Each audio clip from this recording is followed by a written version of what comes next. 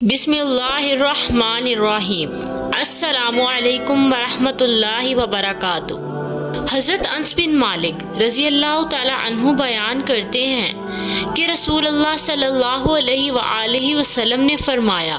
جب اللہ تعالیٰ اپنے بندوں سے خیر اور بھلائی کا ارادہ فرماتا ہے تو اسے اس کے گناہوں کی سزا دنیا ہی میں دے دیتا ہے، اور جب اپنے بندے سے شر کا ارادہ کرتا ہے تو اس کے گناہوں کے معاملے کو مؤخر فرما دیتا ہے، حتیٰ کہ وہ اس کے بدلے میں روز قیامت میں پورا بدلہ دے گا۔ حضرت عبادہ بن صامت رضی اللہ تعالی عنہ بیان کرتے ہیں کہ رسول اللہ صلی اللہ علیہ وآلہ وسلم نے فرمایا، جو شخص اللہ سے ملاقات کرنا پسند کرتا ہے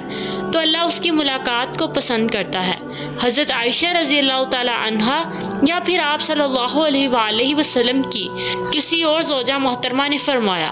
بے شک ہم تو موت کو ناپسند کرتے ہیں۔ آپ صلی اللہ علیہ وآلہ وسلم نے فرمایا، یہ بات نہیں ہے، بلکہ جب مومن کو موت آتی ہے تو اسے اللہ کی رضامندی اور اس کی عزت افزائی کی بشارت دی جاتی ہے،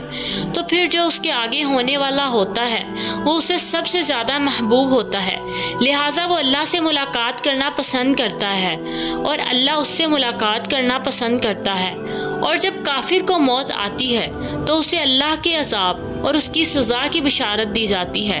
تو پھر اس کو مستقبل سے زیادہ ناگوار کوئی چیز نظر نہیں آتی، تو وہ اللہ سے ملاقات کرنا ناپسند کرتا ہے اور اللہ بھی اس سے ملنا ناپسند کرتا ہے۔